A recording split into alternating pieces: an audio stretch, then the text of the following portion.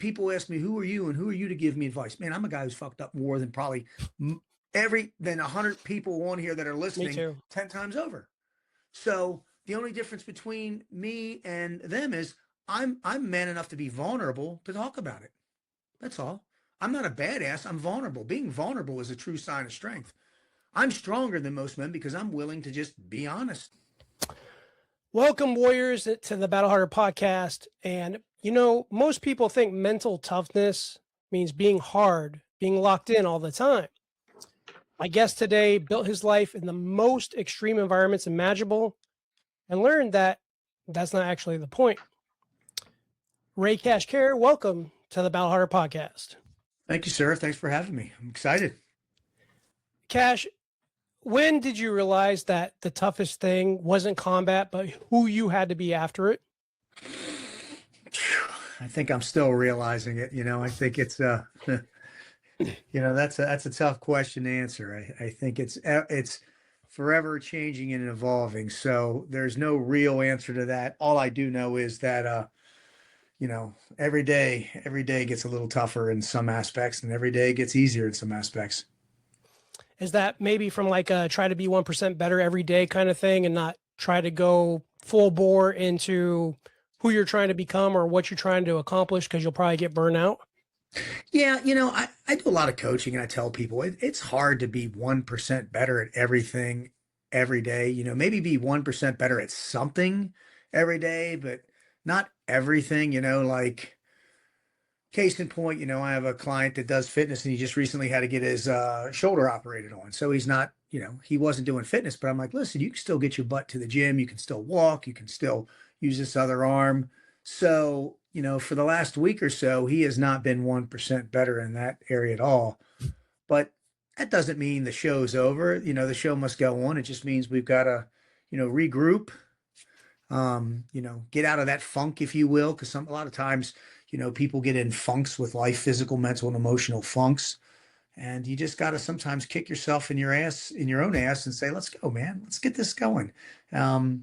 I do a lot of drills where I make people look in the mirror and I go, hey, like you're Ray Kashkar, remember who the F you are. Like, these are like, I'm real big on the confidence building drills. So many people go through life putting on a facade of confidence when, a lot of us, we're always, man, I'm scared to do a ton of stuff. People are like, I hear all the time, oh, I was never scared. Bullshit.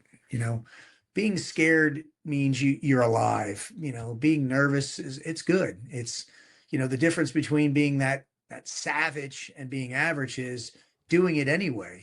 Like it's easy to, it's not super hard to go to SEAL training, but it's super hard not to quit. It's easy to quit. I watch people do it left and right. No, I quit. I'll eat that donut.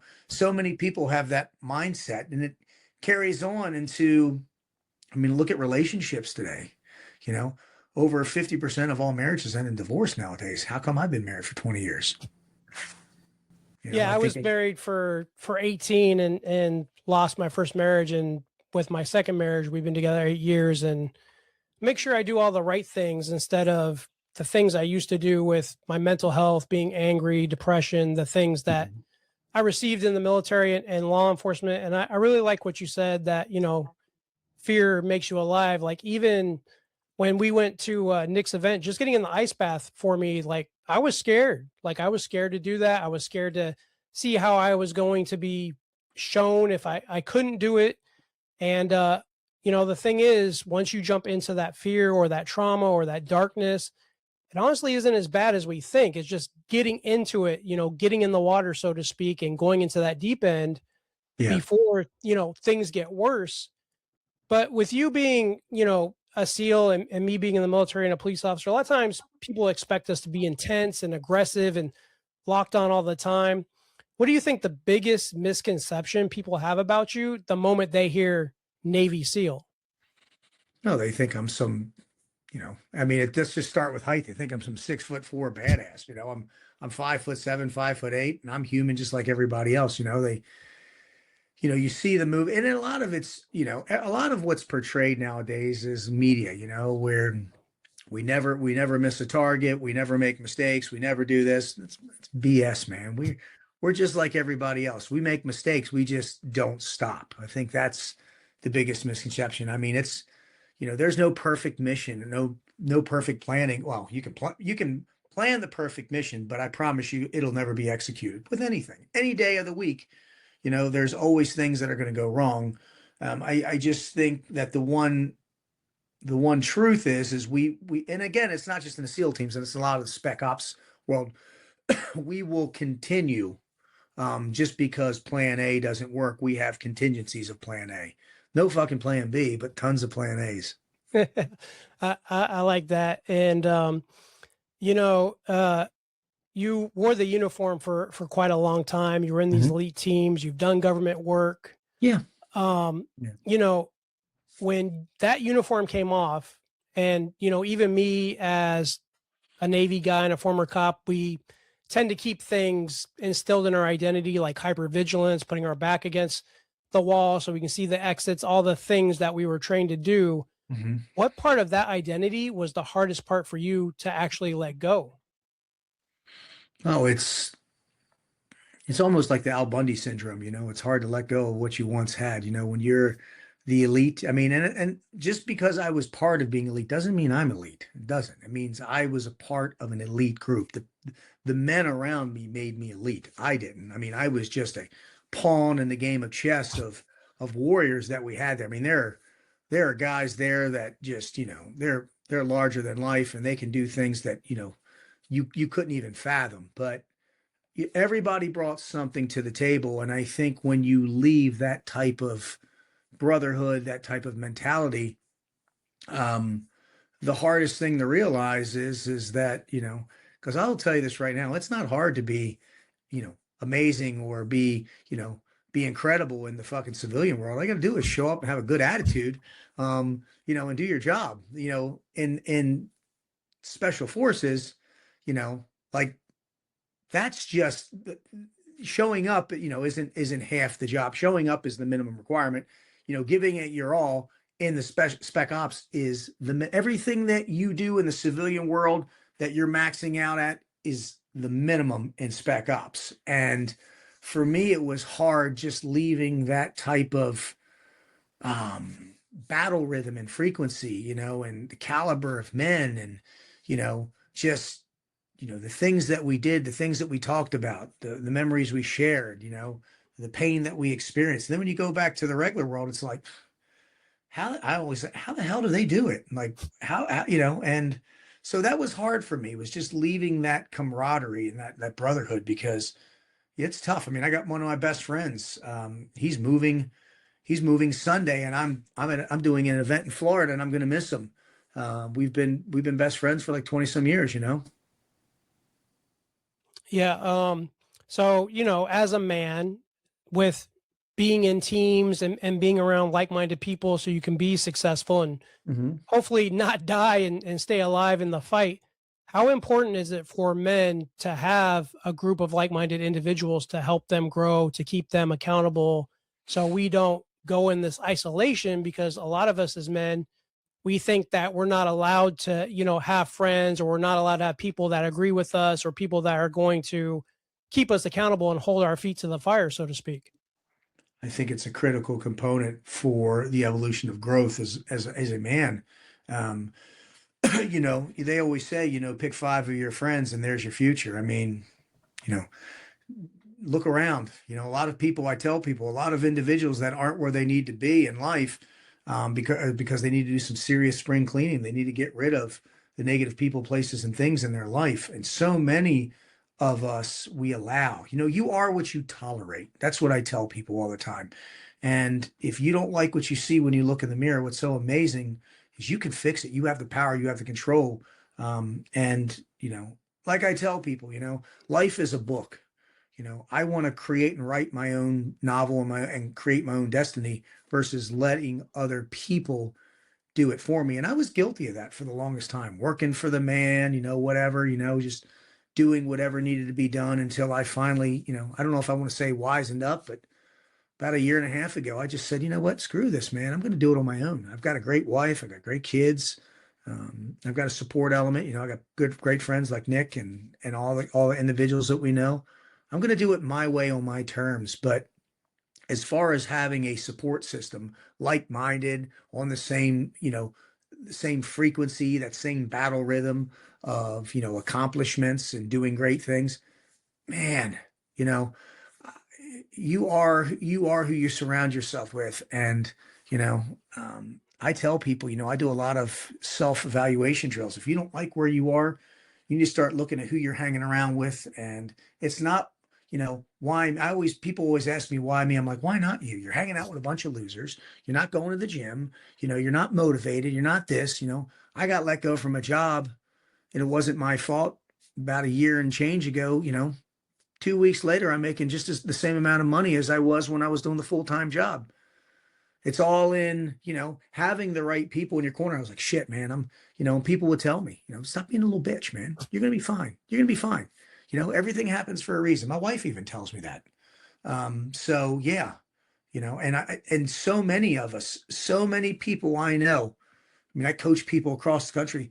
Every single person has probably about 3 to 5 people, places, or things they need to exile from their life, but they won't. They don't want to hurt. A lot of times it deals with family members or this or that. Cut them loose. Yeah, a lot of times comfort, even if it's bad, we tend to sit in it because it's just easier. Case in point for me, I was, in a bad marriage for 18 years and I was like, oh, it's easier to just be miserable and be in a bad marriage than it is to go through getting a divorce. And, so we sit in that negativity, but I like, what you said, and I've said this a lot too. If you don't like something, why can't you change it? Why can't you figure out what you want to be, where you want to go? And, we talk a lot of times about reverse engineering things so we can go backwards to get to that first step to get to where we want to be. So, guys, if you're listening to this and this is coming from a Navy SEAL, a guy I hold in high regards, if you don't like something, change it. Amen. Change it. That next day that you wake up, and I tell you guys this all the time, that day you wake up, that's a new day. You can be a new person. You don't have to be the same miserable fuck that you were for years and years and years. Yeah. And my tagline is turning pain into progress.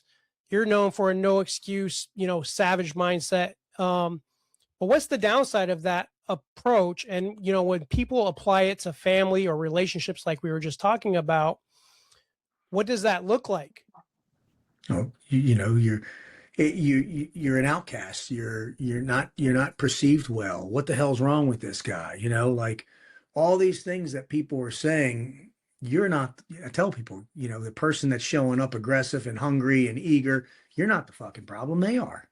The thing is, the society, look at how society has changed, right? Let's look at it, right? When we were young men, models were thin and there was a Victoria's Secret model and this and that. And then as society changed, and listen, I don't care if you like big women, small women, big guys, small guys, but now it's like plumper women are making fun of women who are fit. And it's like we've just reverse engineered everything. Fitness now is taboo. Having tattoos is taboo. Being a man, a masculine man, they throw these words around like fucking toxic masculinity. There's no such thing. Yeah, there's just toxic people, right? A masculine man is the complete opposite of toxic. A masculine man is someone who treats people with respect, especially women and children and this and that. A toxic person is just toxic. They do bad things. But someone somewhere down the line decided, let's put toxic and masculinity together because someone's feelings were hurt because guys that are fit and in shape and put the time and the effort into themselves, piss somebody off that bitches, gripes, groans, aches, and whines because they're not getting what they want. They don't have that girl. They don't have that job. They don't have this. They don't have that. You don't fucking like the way you look in the mirror, make a right turn, go down the fucking stairs, get in the car, and go to the fucking gym. It's that easy. And when I talk to people like that, they like when I was coaching, I had a woman. She was about 300 pounds. I said, we need to address the elephant in the room. I said, what are you? Well, I'm a little overweight. No. You're obese. I'm a little chunky. I told her, I said, here we go. You ready? You're fat. And she got offended. I said, but you don't have to be. You have, and the people that get offended about calling someone something like, I'm short. I can't change it. I can't, but I can grow out. I can be wider. I can show up and be the best version of you. If you're happy with being 300 pounds, own it if that's what you want. But if you want to be more in shape, the only way that you're going to own it is if you acknowledge what you are right now. And people don't want to acknowledge it, that they want to play the fucking victim. I'm not fat. I'm an emotional eater. No, you're fucking fat. But you don't need to be fat. And people think I'm being cruel. And the woman that I worked with lost all the weight because I made her do these crazy exercises. I'd make her put on like sexy outfits and run to the store and go get shit while I was on the phone with her. And she'd run real fast. The next thing you know, she starts losing weight. Now she's happily married with kids and she's dropped like 126 pounds. Great. But you know what she'll say now? You know what, Ray? You're absolutely right. I was fucking fat. Now I'm not. Okay. See, that is a warrior mindset. Acknowledging what you are at the time and acknowledging what you were, because now you're much better. And majority of the people don't want to do that. Right? No, you're right. You're broke, you're lazy, you don't have a job, you're not driving the car you want. Okay. Have you put 20 applications out a day? No. Are you making cold calls to try to find a job? No. Are you putting in the work? No. Well, then fuck, you're not going to get anything. Everybody wants something for doing nothing nowadays. And people don't like that I tell them that you're never going to amount to nothing if you don't make a change. Because if you're nothing right now and you're doing absolutely nothing, then nothing's going to change unless you change it. And I'm not even being cruel. And listen, I have a million things I need to work on with me. Don't get me wrong. I'm not perfect. I'm not sitting here, but people ask me, who are you and who are you to give me advice? Man, I'm a guy who's fucked up more than probably 100 people on here that are listening 10 times over. So the only difference between me and them is I'm man enough to be vulnerable to talk about it. That's all. I'm not a badass. I'm vulnerable. Being vulnerable is a true sign of strength. I'm stronger than most men because I'm willing to just be honest. That's funny because that was the next thing I was going to go into about your ideologies of a man, because mine is exactly kind of what we are, guys who work out and can protect themselves, protect their family, provide over their family, but can be vulnerable when need be. And because I've come from that place of vulnerability, the difference between my ex-wife and my current wife, my ex-wife always used to say, I can't help you. My current wife says, how can I help you? Mm-hmm. And that's just a huge shift because, like you said, I accepted the reality that something was wrong with me mentally. Mm-hmm. At the time, I didn't know I had PTSD. I didn't know I had depression. I didn't know I had anxiety, but I knew I didn't feel right. And mm-hmm. instead of sitting there in that, woe is me, pity party bullshit, I went and saw a psych. I go to counseling. I take medication. I use fitness for my mental health. I do the totality of circumstances mm-hmm. so I can have more good days than bad because I had to accept that something was wrong. Yeah. Yeah. Amen. And so going into the next part of our conversation, we both teach family, faith, fitness. Which one do you think high performers neglect the most? Faith. Why is faith so important in your life and in today's society? Well, faith to me is broken down into two categories. So there's the higher power, if you want to be like a Christian or you want to believe in something, and I'm all about that. But I think most men, they're, like I see people all the time, like I'll give you an example, people that are broke, that are constantly playing the lottery. People that don't have money, they always find ways to find cigarettes. Some of the most resourceful people that you'll meet in this world are alcoholics and drug users because they find a way. But yet the people that are betting on, like I don't play the lottery. When I go to Vegas, I don't gamble. If I'm going to gamble on something, I'm going to gamble on me. That's what I'm going to gamble on. So many people, it's because they don't believe in themselves. Family, fitness, finances, and faith. Faith is the foundation of the house, right? You have to create and build and pour the foundation. If you have a $3 million house sitting on a shitty foundation, the house is going to crumble. Yep.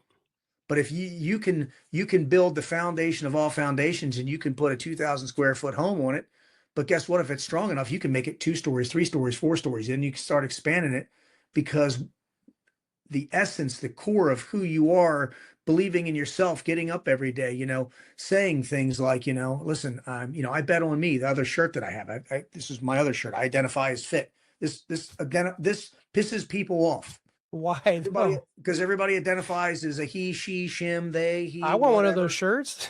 Yeah, it's I identify as fit, and that's what I identify as a fit human being, right? You know, I and love that. yeah. And I think I know the answer to this, but we're both 100% disabled veterans. Mhm. And for me, people think I'm crazy when I tell them that because I'm in a fitness routine, because I do strength training, because I try to eat healthy, that actually staves off most of my injuries and allows me to continue to be functional. How did that force you to redefine your strength when your body couldn't do something that your mind still wanted to do? I'll let you know when that happens. Listen, here's the deal. For my age and juncture, I'm still fucking getting it done. I mean, I'm held together with duct tape and super glue and peptides, and I've done stem cell, and I'm on TRT, and everybody's like, "You're fucking cheating." No, I'm not. I'm using I'm using resources that I have at my in my reach to better myself. Like people have all these misconceptions. I mean, yeah, I mean, listen, I can't run as fast as I used to. I can't do as many pull-ups as I used to, but I still get it done. But I will tell you, as an alpha male, as that savage servant, what annoys me a lot is when people go, "You look fucking great for your age." No, man, I either look great or I fucking don't. I don't give a shit. And people are like, "I can't believe you're 53." I'm gray as shit because I got a daughter, I got a hot wife. But no, man, like either from a fitness standpoint, I look great or I don't. I do jujitsu with a bunch of young kids. I whoop their asses. Like, I can't believe you're 53. Well, here's the thing. Who are you comparing me to? My dad. Maybe your dad should be here doing jiu-jitsu. Yep. He can't. He's sore. There's people have so many fucking excuses of why they can't do something, but what they need to do is just come up with a resolution of why they need to do something, and that is longevity. Like you know, everybody's goal in life is what? To make millions and millions of dollars. You can't take it with you. And everybody's fear in life is dying. Mine is not living to my full potential, Hmm. and I don't listen. I'm not going to leave a legacy behind. 2 generations, I'm going to be forgotten about. That's just how it is. Like I was with LL Cool J a couple of months ago. And we were talking about that. I'm like, motherfucker, people are going to remember your music. He goes, they're going to remember my music, but are they going to remember me? I was like, oh, same. I want to leave a living legacy. Like I want to get up and people see what I'm doing now to the point where they want to be a part of that living legacy. Like, hey, you can be 53 years old and be in shape. You can have had major surgeries and still be in shape. You can, you just can, and when you start doing that, that's why I want to create a civilization, a cult, whatever the fuck you want to call it, of like-minded individuals. That's why I go to like these, I've got this core medical event I'm going to. It's a bunch of badasses that get together. We're not beating our chests. We do jujitsu, we shoot, we do all these amazing things, but we're raising money and awareness for vets. So it's like, and people bitch about that. Oh, just a bunch of steroided out freaks getting together. No, no, man. It's a bunch of friends who've served this great nation. Great, I got the flag on my arm. I love America. There's some things about it I don't love. Some of the idiotic things that are going on. Don't get me started about the bad money and all that bullshit going on now with the I singer was going that to say we could do a whole other podcast just on America I just talked to alone. Bob Ritchie about that. Kid Rock. He's doing the other, Bob's a good friend of mine. And, Bob won't be wearing a dress. I promise you. Bob will be wearing red, white, and blue or America, and we have just let society we've let the few take over the mass. And it's just these idiots that are just, dudes wearing dresses. Fucking come on, man. Listen, if you want to wear a dress, that's great. Don't fucking put that shit down my throat. And I'll tell you this right now, and I'll lay this out right now. My daughter's 17. She runs out of the bathroom and said, "Daddy, there's a guy in a dress in the ladies' room. I'm gonna go in there and I'm gonna wreck him." Like, I'm not gonna apologize because back in the day we didn't allow this shit. Yep. We don't. And listen, I've got friends that are gay. I've got, other ethnicity best friends, but they're just great dudes that don't put their bullshit on you. They love America. They love to do this. They love to do that. We have a lot of commonalities. We don't agree on everything, but there That's are things okay. that we do. Fitness Right. is usually the one thing that I get along with. Everything with me is fitness based, family based, finance, and faith. That's what I focus on. I keep it simple, man. Yeah, same here. So, with that being said, why do you think like guys like you and me and Nick and all the people we try to surround ourselves with, why are we like fighting backwards? And it seems like we're fighting an uphill battle to try to make men strong again and make men be men. Because society has deemed it okay for men to be weak. I mean, listen, I'm telling you this right now. Pete Hegseth's a good friend of mine, Secretary of War. You know, everybody's mad because he's throwing transgenders out, and you're not allowed to dress like a woman. Our military hasn't been that weak in over like 100 years. Yeah. It's horrible. The standards were low. They were letting anybody in. Somewhere somehow we lowered the standard and we thought that was okay. Society says it's okay, but men. I'm sorry, men are supposed to be strong. Like we are. And I used to like my wife, when we go out, I like her dressing up and I like her looking nice. If I wanted to date somebody in flats, I would have dated a boy. I like my wife to dress up. She's a very fit, beautiful woman. But why are we fighting an uphill battle? Because everybody wants to fucking take the easy road out. I got a blue belt. We got guys that are brown belts. I mean, I've lost some of the hearing in my ear. Like literally, I've got bruises all over my body. The process of being fit and being a masculine man comes with a price, and that price is pain. And a lot of men would rather just sit around in the fucking cheap seats. Because remember, just because you're sitting in the stadium doesn't mean you know how to fucking play the game. It just means you're watching the game. The warriors down on the field that are putting in the work, the time, the effort, the blood, the sweat, the tears, they're the motherfuckers doing it. You're just sitting in the cheap seats, oh, come on, you can do it. You have no clue what we're doing. Come on down, try out for the team if you're ready to go. See what it takes, But it's so much easier for everybody. They're so happy and content in their cheap seats, bitching about life because they're not where they want to be, and they're moping and groaning because the people down on the fields are reaping all the rewards because they put in the work that no one sees. That's all it is. Yeah, and that's the thing because, for me personally, I don't consider a failure unless I completely give up. Yeah. So, like my clothing line, I consider it a failure because I canceled it. I'm like, I'm done with it. I'm not doing this. But with like running a business or working out, I've been injured so many times doing squats and deadlifts.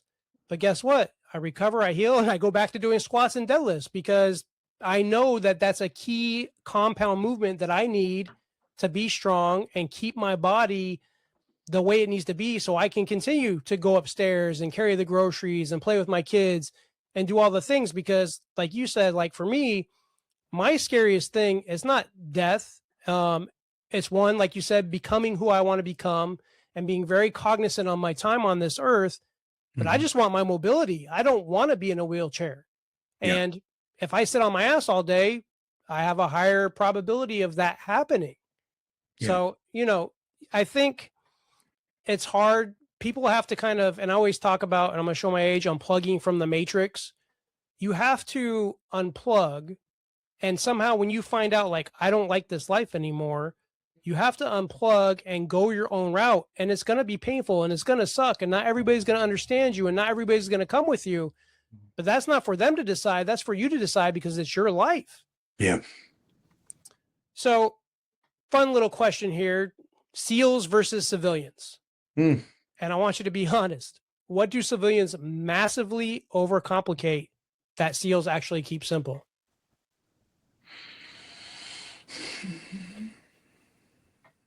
Time management, managing time, like just every civilian I know, they're always fucking late. You you have a time to be somewhere, a time sensitive target. You got to reverse engineer from D-Day, from foots on the ground, boots on the ground. We're not Normandy, but as soon as those boots hit the ground, you know, guns were rocking and rolling, and you got to plan back from it.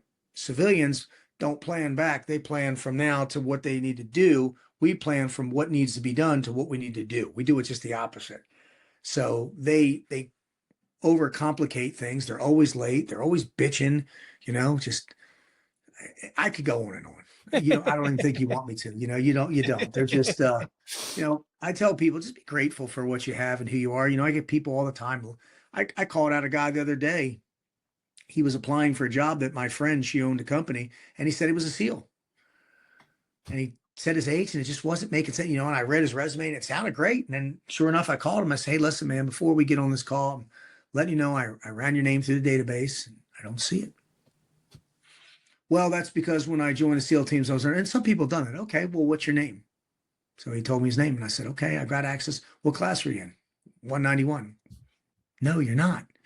And then finally he's like, no, I wasn't a SEAL. I'm like, dude, you've been fucking lying about this for years. And the thing is the lady would have hired him either way, but he lost the job and because the one thing that I want to, the point I want to get across here is just be honest with yourself and with people around, I was a Navy SEAL. Was I the greatest Navy SEAL? Fuck no.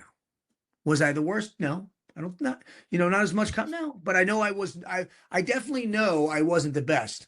I'm pretty sure I wasn't the worst, but at least I'm honest. I was in the Smurf crew. I'm honest.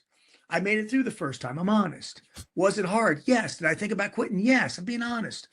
Other team guys, I never thought about quitting. Bullshit, man. Everybody thinks about fucking having a warm shower and going doing something else. The difference between, like I said, the average and the savage is not doing it. It's either doing something even though it's hard, or not doing what everybody else wants to do, and that's quit, So yeah, I think that's just the contributing factor that's helped me with everything. When I show up, I'm just like, I know I'm not going to quit.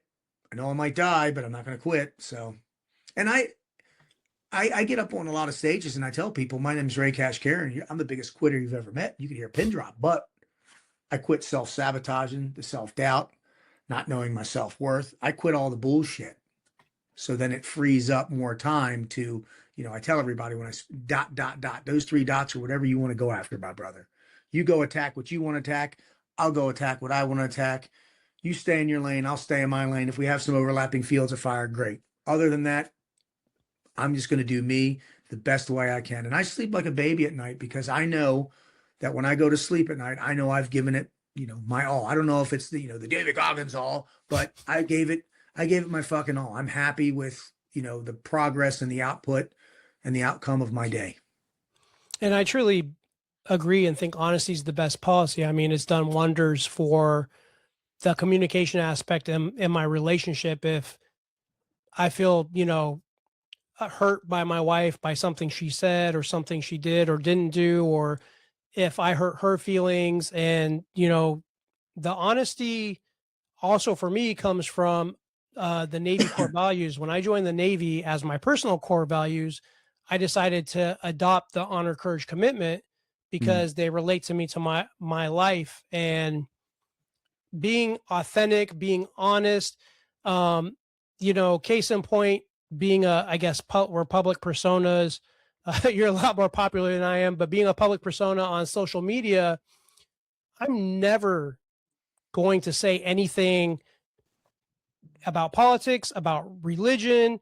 If I'm a fitness influencer, I'm going to be a fitness influencer. If I'm a pastor, I'm going to be a pastor. If I'm a cop, I'm going to be a cop. Whatever I'm doing on social media, I'm not going to divert from that. So I can have my integrity and my honesty, and that keeps me accountable from being authentic that way and doing anything that may make me look bad in a negative light.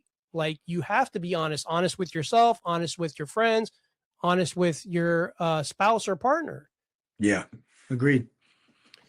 So conquer versus motivation. And I have a shirt when I have my clothing company. I still have this shirt that I love wearing to the gym, and it says conquer in big letters, and underneath it says everything. So the shirt says conquer everything. So conquer versus motivation. Conquering isn't about hype. It's about pushing through those emotional barriers, which, man, I have a lot of emotional barriers. What emotion stops most people long before their body does? Fear. Just fucking fear of failure, fear of, embarrassment. Just fear is always, that's what people quit for. They're just scared. They're out of their comfort zone, and what I love about like SEAL training and like case in point, like how many women when you were single did you not ask out or go say hi to? We're scared. We're scared of the outcome. But if you go up knowing that, hey, listen, can I buy can I buy you a drink? Yes or no? She's going to say yes or no. Okay, great. If you go to Buds, right? You're either going to pass, you're gonna quit, you're gonna get DOR'd, or you're gonna die. Like that's what's gonna happen. You could get rolled and go back, but that's it. Like there's when people just overcomplicate shit, like, oh man, I remember when I first started getting in sales, I was scared to death to make a call, make a call, make a call. As soon as I made the call, I was like, I got this shit. It's just because it's a different level of uncomfortableness that people aren't or haven't experienced, so they don't know how to react. So fear kicks in. It's a natural instinct. And it's a defense mechanism is what it is. But the thing is you've got to learn how to control it, harness it, reverse engineer it, and take that fear and turn it into fucking fuel. And then, like I tell people when I speak all the time, hey, who here wants to be a Navy SEAL? No one raises their hand. Great. But who here wants to be the tier 1 operator, the Navy SEAL of everything that they do in their life, being a mom, a dad, this, that? Everybody raises their hand. Okay, great.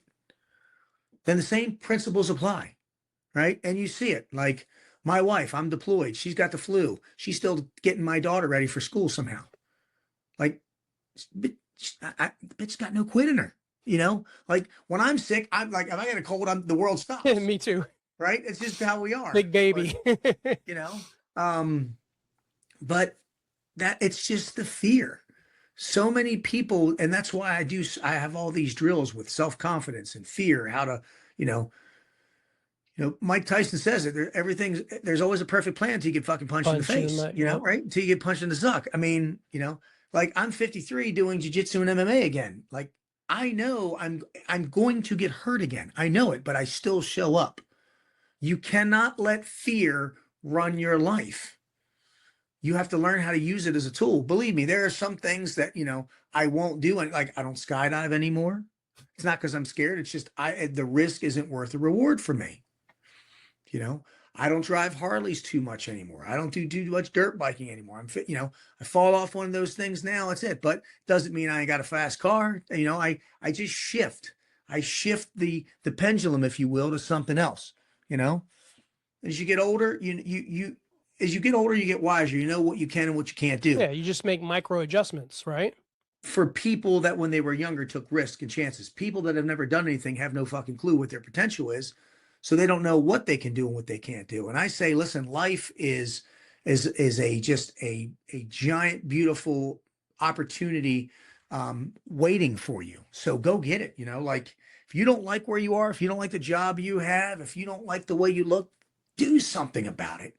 It's not going to happen overnight, but doing something, are you ready for this? Ray Kashkar, famous words, will always trump doing nothing. Doesn't matter how many times you trip on your, you just keep going, man. I did a podcast years ago with a guy named Nick Bear. He's got a big podcast. And I said, man, it went big. It went viral. I don't even dust myself off. I get knocked down so many fucking times. You just get used to it. I don't even wipe myself off anymore because I know I'm going to get knocked down again. But I also know I'm going to get back up again. So, it's the lesser of the two evils. What do you care more about, getting knocked down or getting back up? Me, I would need to get back up. I don't even care about getting knocked down again. Getting knocked down means you are pushing yourself, and so many people are content with not getting knocked down because they don't want to get back up. So many people are content with getting knocked down just laying there. Fuck that. Get up. Experience it. Take your standing A count. Take your time before you get right back up. Take it. Don't just jump right back up. Take your standing A count. Shake it off. Figure it out. Okay. You could be up at 3. Just give yourself a second. All right, let's go. We're not going to do that again. Boom, and go hit it. That's what I do. Yeah, you have to be, I always say this all the time, you have to be comfortable being uncomfortable, and you can't have anything without action. Without action is just inaction. But do you think, guys like us, first responders, military guys, it's a lot easier for us to adopt this mindset of no matter how many times I get knocked down, I'm going to get back up, because I've hit rock bottom so many times that I just laugh when something happens. It doesn't phase me as much as it used to. Like, I have those calluses Mhm. built in, because I just look at it as a lesson and not as a failure, because we have to learn from the things that we don't accomplish, right? Yeah. Yeah, I mean, I do think it's, I don't know if it's easier. I think we just accept it. I think it's more of an acceptance thing. It's, Embrace the suck, so to speak. yeah, just, hey man, I'm gonna get kicked in the balls. I've been kicked in the balls before. Like tonight, I'm gonna get punched in the face, punched in the nose. Hopefully I don't break my nose again. I got a big fucking nose because I break my nose all the time. And it sucks. So, but just because you per se get punched in the face once, you gotta build those calluses. You've got to harden the body. You got to harden the mind. And the only way that you're going to do that is by just keep doing things that push your limits and that test you. So many people just are, I hate it because I hate using that word. They just want to coast through life Mm, on cruise control, man. You're a machine. You're a well-oiled machine. Since the day of conception, you won. You were like me and you. On the day that all the sperm was released, we won. We've been the strongest since the beginning. The thing is you have that strength. You come into the world, you beat the odds, you go through school, you go through all this shit, and then what? You let off the throttle? No, man. Being the strongest says, think of the hundreds of millions or whatever the number is that didn't make it. You were right. the one that made it. And that reason is we were put on earth to do something. And people have to figure out what that is.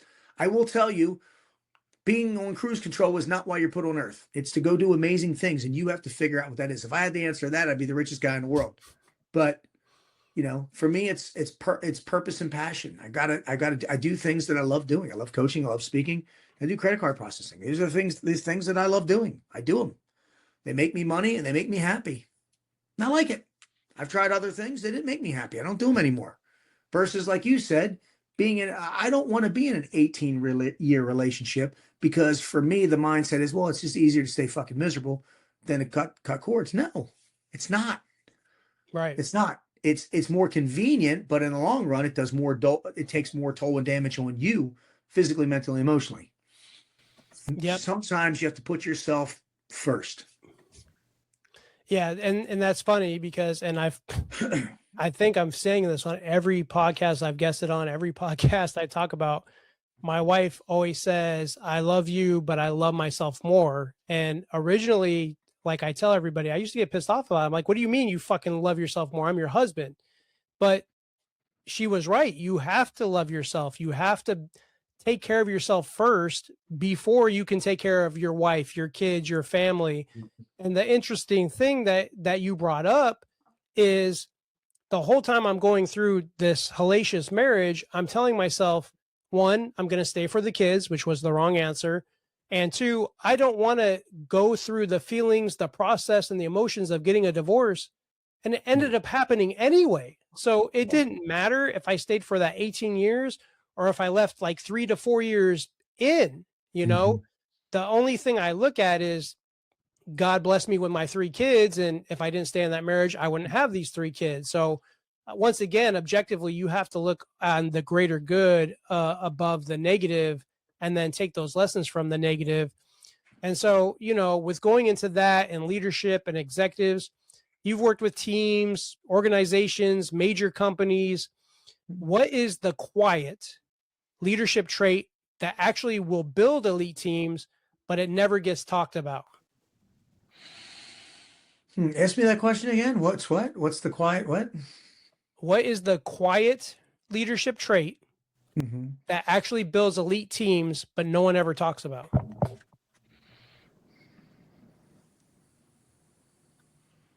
That's a good question. I've got a couple answers. I'm trying to think which one was my top one.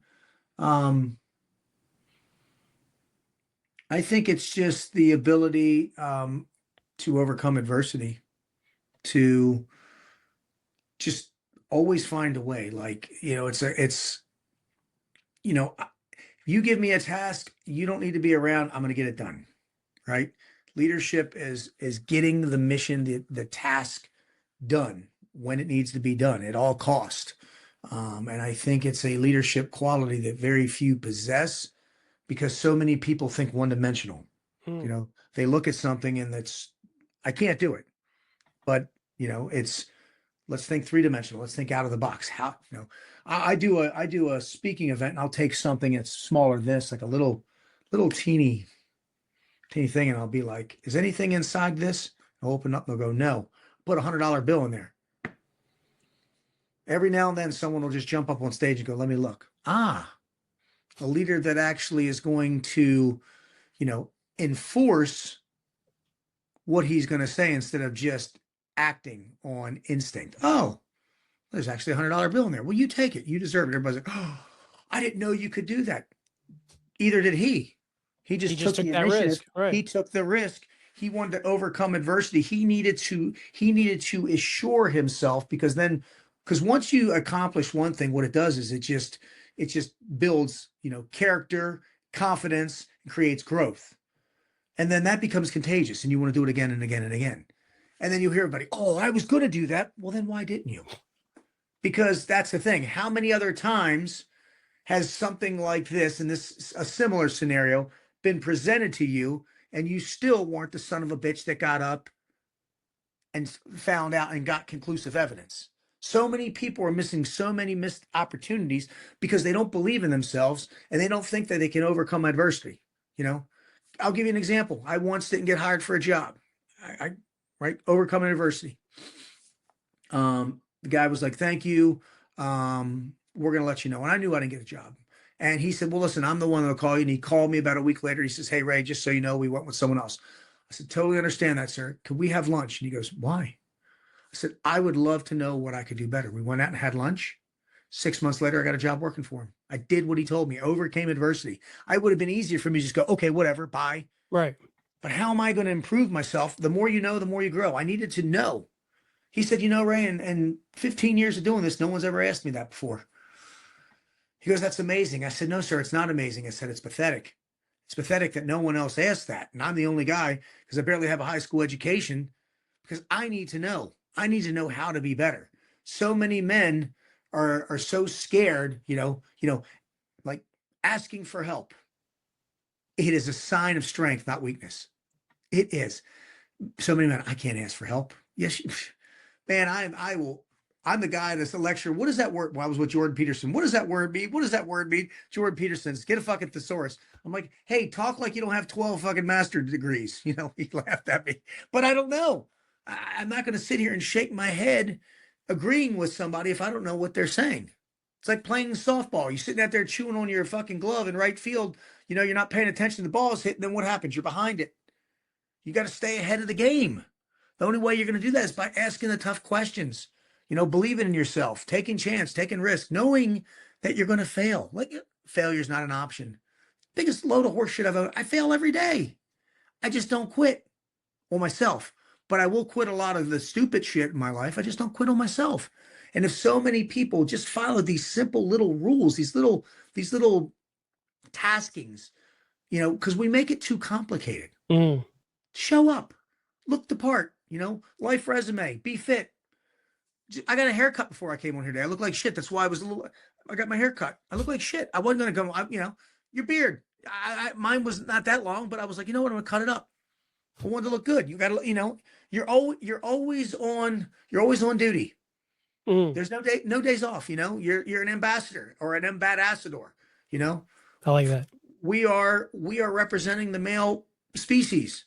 Show up, be strong. And like my wife, in our household, she runs 97% of the household. But if you and I were to get in a fight and I told her to get behind me, she's not going to be a woman that gets in the way of us. You see the women try to break it up and they always get hit. My wife knows, get behind me. Get behind me. You're about to fuck some shit up. well, one of us is going to do something. I don't know. I mean, you're a big dude too. I've seen you, but I don't know.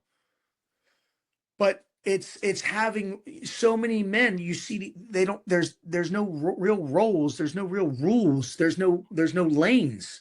I have lanes. And the only thing that kills me with my wife with the lanes is like, I don't know where money goes. I don't ask questions. I give up. I've been married 20 fucking years. All of a sudden, my daughter she'll be like, ask your father. And my daughter will ask something. I'll go, yes. And my wife will look at me, no, like, don't. I get asked for the big things. Like my daughter wanted a new car. Ask your father. Okay. My wife's like, really? She just got her in 2023. Now you get her 2024. I'm like, I figured she asked you. You told me to ask her. So but we have rules, but my fucking queen will fight to the death for me if she needs to, but I will fight to the death for her. I don't know if you've ever seen it. It's like she fears nothing because she knows what's behind her. And it's me, but just like, whether you're the lion or the wolf, the wolf, the female will block the male's throat. She'll protect it with her face. I mean, species has been doing this forever. I created my own spirit animal. I'm a cockweed, half cockroach, half garden weed. Can't fucking kill me. I have shirts out and stuff. The cockweed, if you're going to come up with a spirit animal, come up with something, think about it. You pull a weed. What does it do? It grows back. You spray it with poison. It comes back. I have literally stepped on a cockroach 26 times. Fucking thing still. They don't want to quit. You got it. And people are like, that's funny. That's insane. No, it's needed. You have to be extreme. You have to be excited about life. So many people just go through life, like I told you, on cruise control, autopilot. Yeah. And they're not living to their fucking full potential. When we went to Nick's, I got in the water a bunch of times. I don't like getting in the water. I've been cold my whole fucking life. I don't need to be cold anymore. I don't know. But when I get out of the water, you know what the difference is between the time I got in and when I got out? Nothing hurts. So I will take the pain of the cold, the burn, to take away the elbow, the knees, the back, the shoulder. Yes. Even if it's for a couple minutes, just to know what it's like to be pain-free. It comes back. But you know what? You can always jump back in that fucking water. People will get in a cold plunge. They know what it'll do for them, but they let the 2-minute burn of the 3-minute soak control the fact that they know that when they get out, like, I'm going to get in a cold plunge after and go to jiu-jitsu tonight. Then I'll be fucking sore. I'll get back in it again tonight. I don't want to, but it works. It becomes a rhythm. You have to control the narrative of what you can and what you can't do. There's nothing worse than getting in a cold plunge when it's 30 degrees out and you got the garage door open and you get out and you're still freezing. I don't turn the heat on. I don't care. I look at it like this. I'm not going to hurt for even longer. So, and if people take that approach to life, I really think they'll get more output from what matters the most, and that's from them. Yeah, and it's funny because I wear this medallion, and you can't see it, guys, if you're on camera, but it's a wolf. And I wear this to remind me that I'm a wolf, not a sheep, and that I'm going to go my own route. And the people that I love and care about, my pack, they're going to come with me. And going back, I want to give you guys 2 examples of the, no risk, no reward thing that we were talking about. Most of you guys may not know, Ray's done some acting. I'm an actor. I've done a lot of stuff. And a few years back, I was hired to do Black Panther 2, a Marvel movie, and I didn't go do it. And I've been kicking my ass ever since, because a bucket list for me was to do a Marvel movie or in a Star Wars movie or show. And that's one opportunity I'll never get. But on the other side of things, going to Nick's, I've been trying to constantly put myself around the people I want to be around. Ray, Nick, Bedros, like the people that I want to learn from. And if I didn't go talk to Ray and get to know him and say, hey, I want to be a coach and I want to do what you do, we probably wouldn't be having this conversation right now. Yeah. I wouldn't have his number and be able to text him and say, hey, this is what's going on. And that's because I took that risk to say, you know what? I need help. And I don't know how to do this. So I'm going to go seek that knowledge from the people that did do it so I can get better. I always tell you guys, coaches need coaches. I have a mentor. I'm a veteran. I have a mentor that's a veteran. He knows how to run business. We had a call yesterday. I'm trying to switch my business around and bouncing ideas off of him. He'll be upfront and honest. That's a good idea. That's a shitty idea. I'll hook you up with this person. Talk to that person. Do this, do that. You have to take those risks in life to get to where you want to be. You can't do anything amazing, and you should want to do things amazing unless you get out of that comfort zone. And guys, it sucks. And I know it sucks. And especially if you have mental health issues, it sucks. And I tell you this because every time I've done an acting gig, I've had to actually talk myself into it. And you're like, that's crazy. You're on TV. Wouldn't you love it? No, I have to psych myself up and say, this is an opportunity. And this has been happening ever since I gave up on Black Panther 2. This is an opportunity. You're going to get your ass in your car. You're going to go and you're going to go do it. And when I talk myself into it and I go to that set, I have the best fucking time of my life because I love acting. I love being in front of the camera. I love being a public persona. But guys, Coach Rob is fucking scared all the time. Like, I don't like it, but I do it anyway. And even with the ice bath thing, that was my first time getting in like a real ice bath. And when I first was in there, everybody was looking at me like I'm crazy because I'm like, man, this feels good. It's warm. I love this. Like, I had to psych myself out. But once I did, because the first time I got in, we were supposed to do 3 minutes. I think I did a minute and a half. So the second time I got in, I'm like, fuck it. I'm going to do the 3 minutes. And I learned from jujitsu and other combat sports and things, if you can just calm down in the shit, if you can take a couple deep breaths and realign what you're going through, you can survive just about fucking anything. Yeah. So, guys, like, we're giving you the golden nuggets here. And for those of you that listen, I'd like to believe that most of you will go through this and do these things and take these tips and run this back so you can use it as a tool to become the best version of yourself. But if you're listening to this and you're going to do nothing and do absolutely shit and live on autopilot, you're not going to be able to expect, like Ray said, to have that car, to have that house, to get past that pain point that you're struggling with in your life. It's just not going to happen. Yeah. But as we close up, just a couple of questions. Yeah. What's harder, in your opinion, buds or civilian life? Civilian life. I was going to say the same thing. Like, transition sucks for veterans. It really does. I don't know if it's a transition. I think it's just you. Even when you go to battle, you know who you're going to battle with. You know, like in the civilian world, I don't know who the enemy is. A lot of, pardon my language, a lot of fuck games. People act, backstabbers. They're waiting. They're waiting. They're waiting to do this when you fail, not when you do good. They talk about you. And the teams, they'll tell you it like it is. So for me, definitely civilian world. And that's a real life applicable thing here, guys, because when I left the law enforcement and I left law enforcement to build my gym, everybody said, oh, you're going to fail. It's not going to work. Like, why? They were miserable. I'm going to tell you this right now. And this is truth, 100% factual. When you're at work or you're in an environment, everybody's your fucking friend. Most of the time, you don't struggle with your coworkers. You talk, you joke, you have fun, you smoke, whatever. Maybe even go out or hang out. But as soon as you decide that environment is not good enough for you and you need to leave, everybody starts to turn on you because they're miserable, because they had the opportunity to leave and do something great with their life. And it ends up being like, how dare you? How dare you? How dare you try to improve your life? How dare you try to live your best life and be happy?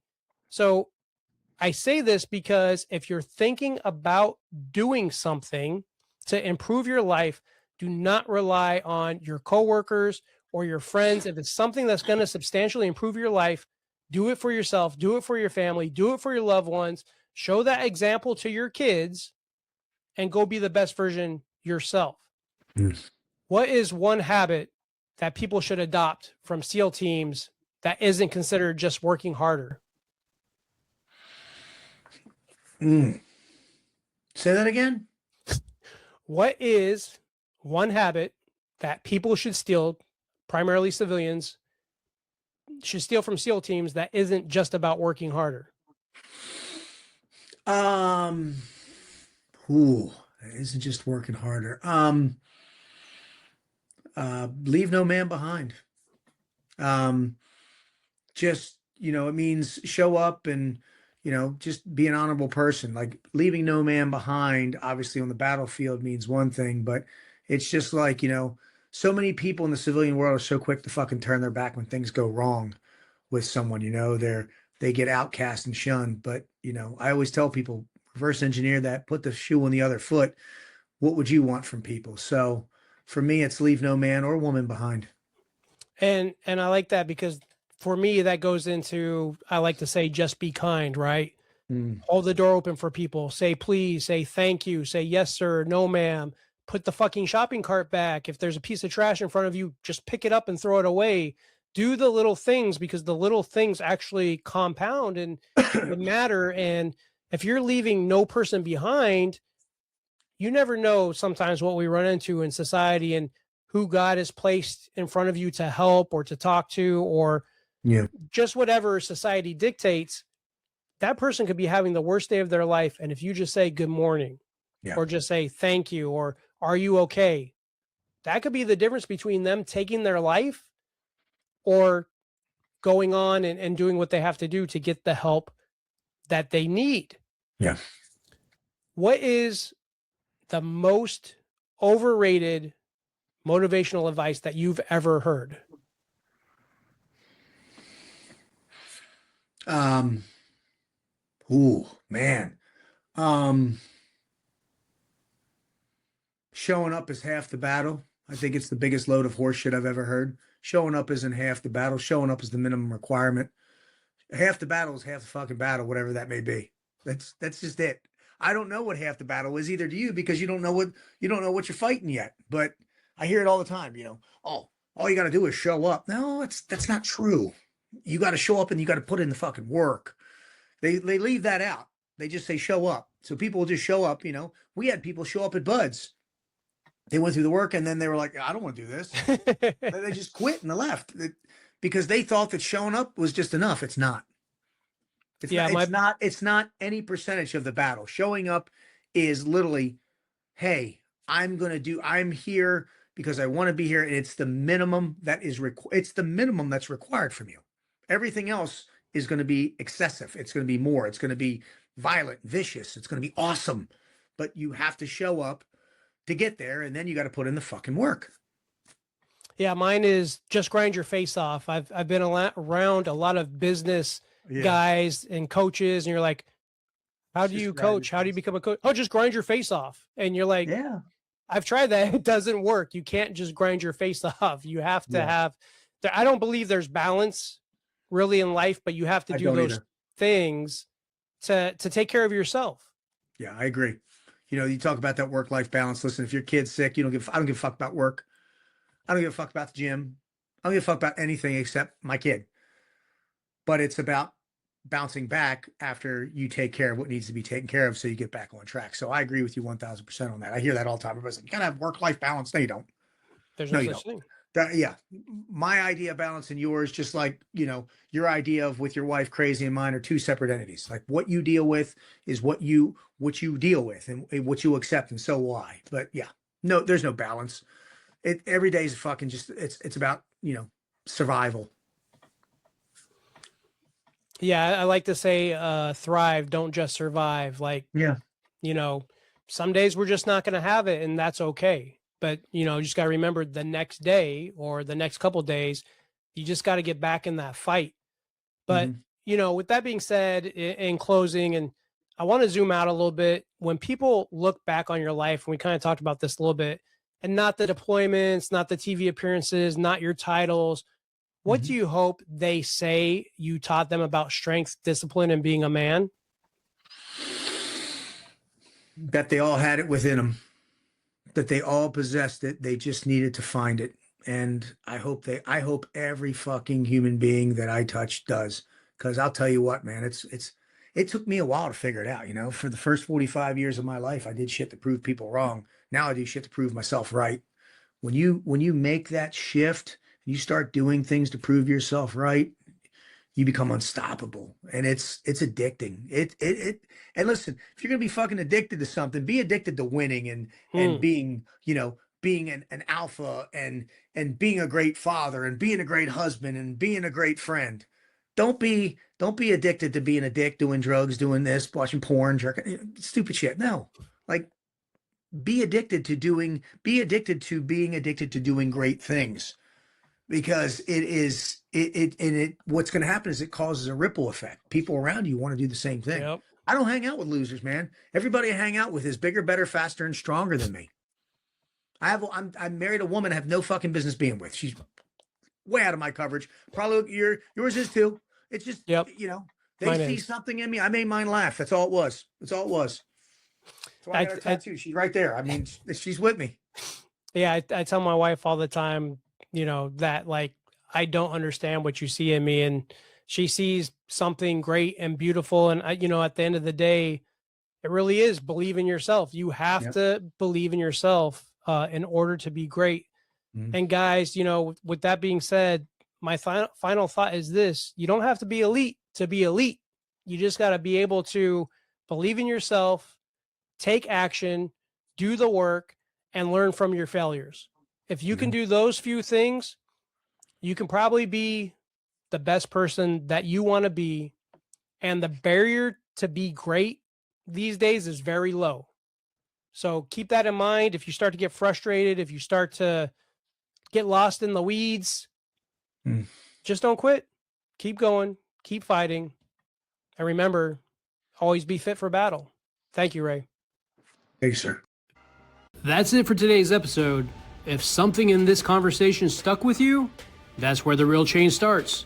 Outside of this podcast, my work is centered on structured training, accountability, and helping people rebuild strength, discipline, and consistency when their life gets off track. If these conversations are useful to you, subscribing helps make sure you don't miss the ones you didn't know you needed yet. You can find more at battleharder.com or follow along on socials. Thanks for listening, and always be fit for battle.